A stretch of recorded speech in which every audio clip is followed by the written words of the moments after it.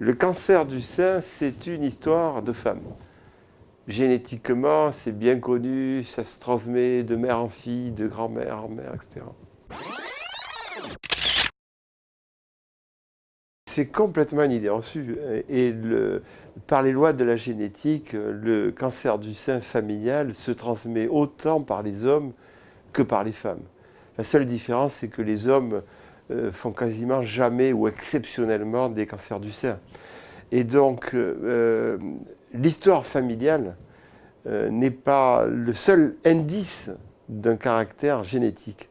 Et aujourd'hui, dans les indications de la génétique, il y a bien d'autres paramètres à prendre en compte que l'histoire familiale. Par exemple, l'âge jeune, par exemple, les caractéristiques de la tumeur. Une fois sur deux, la prédisposition génétique est amenée, transmise par le père.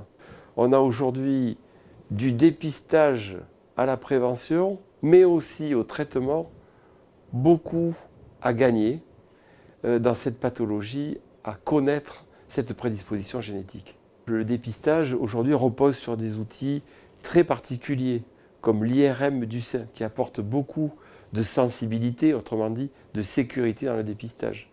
On peut aussi prévenir le cancer de l'ovaire, en particulier à la ménopause, quand le risque augmente, on peut retirer les ovaires pour éviter l'apparition de ce cancer. Et enfin, on peut personnaliser le traitement, ça peut être tel type de chimiothérapie, et puis tout dernièrement, l'avènement de nouveaux traitements qu'on appelle thérapies ciblées et qui ont une efficacité toute particulière lorsqu'on a un cancer d'origine génétique.